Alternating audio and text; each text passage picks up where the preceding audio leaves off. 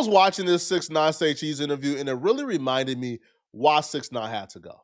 Why 6ix9ine, his presence, his music had to go. A lot of people think that 6ix9ine fell off because of the snitching situation. He didn't, right? Like, I think 6ix9ine got more support after he snitched. I personally like 6ix9ine more and supported him more after he snitched. I think him snitching sends a positive message to our community, bruh, right? That telling and holding people accountable is good, right? It's not a bad thing. This interview really put into perspective why 6ix9ine had to go. His lack of respect for Black culture or hip hop in general is infuriating. When I'm wrong, I'm wrong. I'll sit here and be like, yo, Sean, you know what? All right, bro, you got me. Like, I'm wrong. I'm not gonna say and beat around the bush. I talk facts, bro. Why you think they treated me so different? Why? Because I'm loud. It's because I'm Spanish, bro. This has to be a mental illness of some sort. This lack of accountability and perpetual victimhood he wants to sit in lacks a foundation of facts. Really, you think so? Why you think so? I don't ask me because I know why. You are a black sheep in this business. But you why? are a black sheep. You're Mexican. Y'all are sick, bruh. To list him being Mexican as the reason he's a black sheep, and not the fact that he came into the game with nasty allegations involving an underage girl, the fact that he snitched, the fact that he dissed beloved dead rappers after they passed away, the fact that he beefed with rappers who are also really beloved, the fact that he trolled people in a position of power. Those are not the reason. The reason is he's Mexican. You're Mexican. You You're know what black it is sheep. when a Mexican come in? Black Mexicans don't really prosper and have longevity in rap. This doesn't make sense whatsoever. Can y'all at least provide some supporting evidence if y'all are just gonna say things? So the Black community and hip hop, we support every other Spanish community, but we hate Mexicans. How does that work? Like, what about Mexicans will make us hate them? Like, it doesn't make sense whatsoever. They have to go with the Mexican angle, because if they went with the Spanish angle, their argument will fall apart at the very conception, because you could very easily point to major hip hop artists that are Spanish that are long lasting, like Fat Joe, Big Pun, Cardi B is like the second or maybe first biggest female rapper on the planet. So like this narrative that Black people have something against like Spanish people and we hold it against them when it comes to hip hop, it's just wrong. I can really say that. I think D-Baby, I don't know if you know who that is. Yeah, I know who D-Baby is. He's growing, but outside of that, it's hard for Mexicans to get a national fan base. Well, you know what? I did it. You They did. hated it. Your personal conflicts doesn't speak for all of hip hop. Who hated it? The individuals that you already had problems with? Your massive success is a contradiction to you saying that Black people or people in hip hop hated the fact that you dominated. If they hated it, you wouldn't be able to dominate. Know what I mean? When a nigga came in and dominated, they hated it. So let's keep it all the way real. Do you feel like, do you kind of have resentment towards Black people? No, hell no. Not saying racist, but like, nah. Because do you feel like we're harder on you than anybody else? Nah. But that's literally what you're saying, that Black people is harder on you because you're Mexican than anybody else. That's the literal thing that you are saying. What do you mean, nah? And somehow this conversation transitioned to his N-word usage. In the business. No. I'm just a realist. Like, you know how people hate to call it real. Like, I just say, yo, in the industry where I'm at in hip hop, Black people don't want any other race to dominate. Like, it just is for them. It's like, for them, it's they just can't see another nigga dominating. Mm-hmm. That's why you don't got no Latino rappers in the, you know what I mean? Like, you don't have that. This is where his argument falls apart completely. Once you include Latinos and Latinas, well, Cardi B is a Latina. Every New York drill rapper who is thriving is a Latino. Blacks and Latinos have worked together almost from the very beginning of hip hop. Black people has always been hospitable to other people in hip hop. For Christ's sakes, I think like Post Malone or Sam Smith won a BET award. A BET award. Lil Nas X had the biggest country song on earth. He couldn't even win a country award. They say you don't belong in our genre. Black folks don't behave that way. And if you're trying to reframe this, and which is why I think it's very important, man, that Tariq Nasheed did that documentary where he's breaking down the history of hip hop and telling a real story, right? Black folks discovered this, and most elements, it was discovered by us.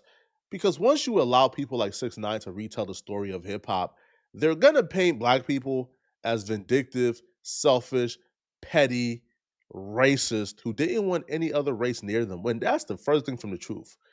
As a matter of fact, we've been too hospitable, which is why the culture is currently in the state that it's currently in. You know what I mean? But I don't give a I'm going to dominate wherever I go. It's me. It's that it is. It's me or you. And I'm going to win every time. Who the most talked about on the internet? 6ix9ine. Come on, man. I'm going to eat. I'm not taking food out of my family mouth. I'm going to eat, and I'm going to eat every single time. Is that me or you? Who? You're not going to work?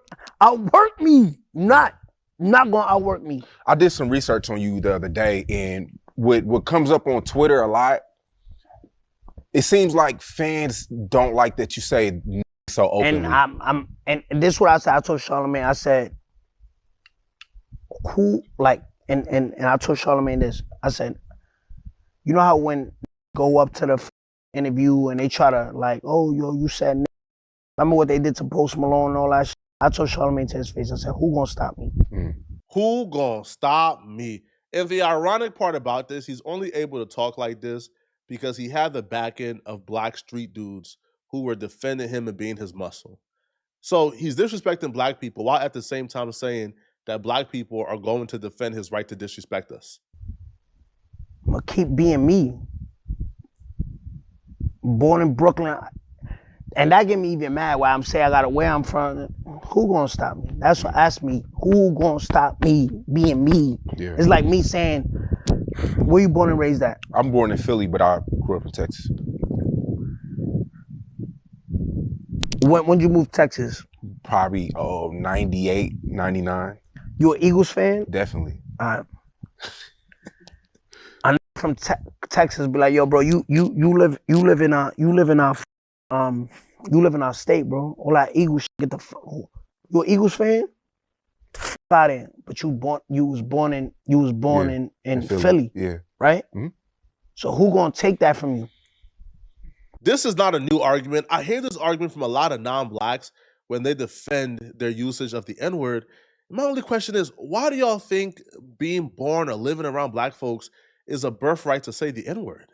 I'm not comparing the word to the Eagles. Yeah, I get it. But you know what I'm saying? Like if I'm born and raised and nobody look at it as racist, don't make it a race thing, bro. I think it's because black people voice their frustration with it. And they think they can manipulate people into feeling like they doing something wrong. It's now manipulation that we don't want to be called a racial slur.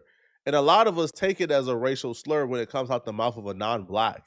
It's not manipulation, bro. We just don't want to be called a racial slur, right? It's abusive. Now, if you and your friend group, if black people is in your friend group and y'all have an understanding and that's how y'all communicate among yourselves, I can't dictate it. I wouldn't want to dictate it. I don't care to dictate it. But that should not be a pass or an excuse to why you now have to say it publicly to any and everybody who's black.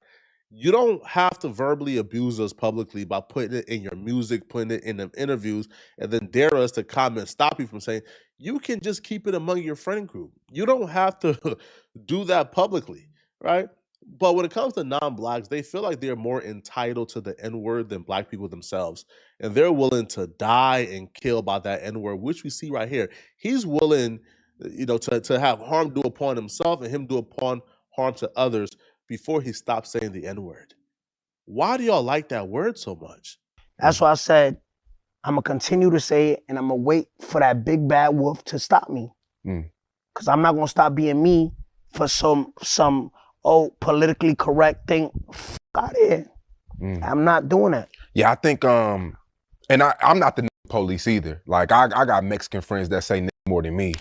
But that's what I'm saying. I'm waiting for the police. No, you're not, bro. You're not waiting for the N-word police, man.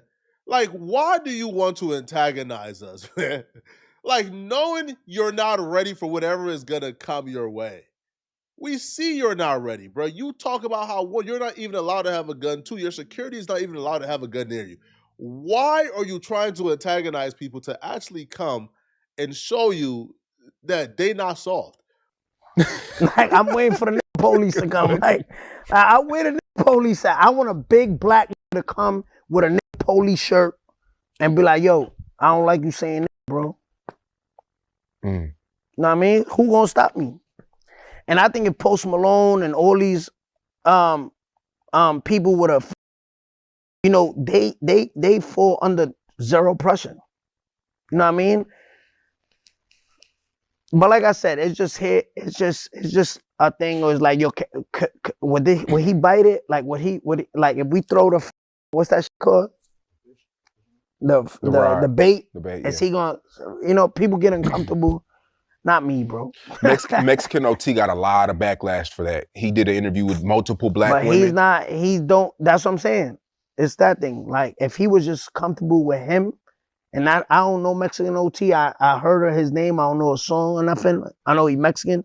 But if he would have just been comfortable with himself and said, yo, I'm going to say it. And it's giving an explanation. But for him, I'd be like, yo, it's part of the culture. My culture, you know what I mean?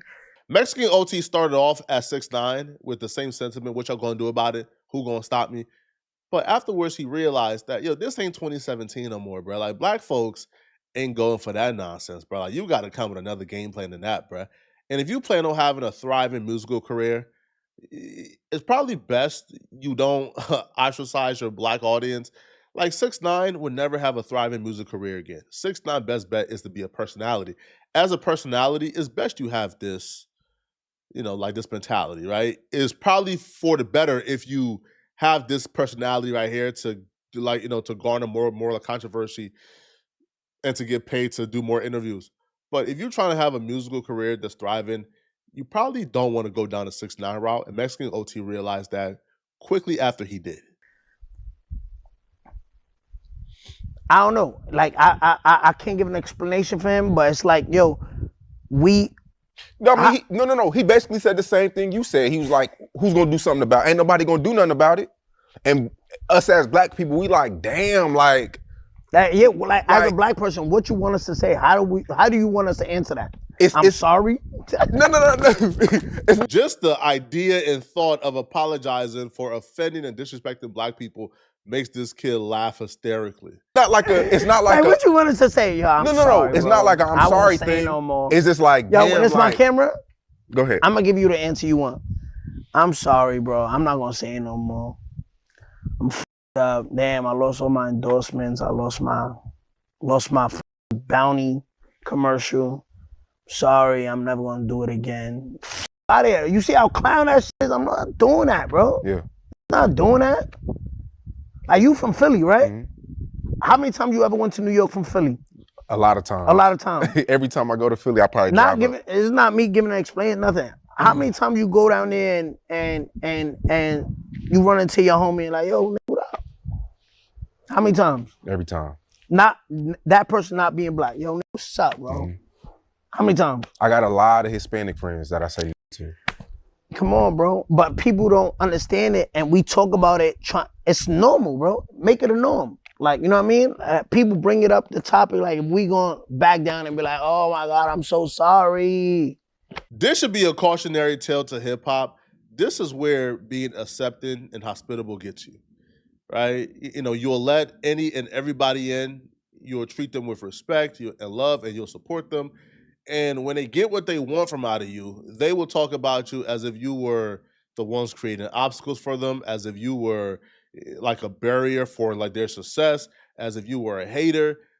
Now, if they're gonna talk about us like a dog anyway, then shouldn't we just start moving like how the country awards move? Yo, people done call out the country awards every year. Oh, they racist, but they don't give a damn, bruh. I think like Shabuzi had like the #2 or #1 song in the world for like a year,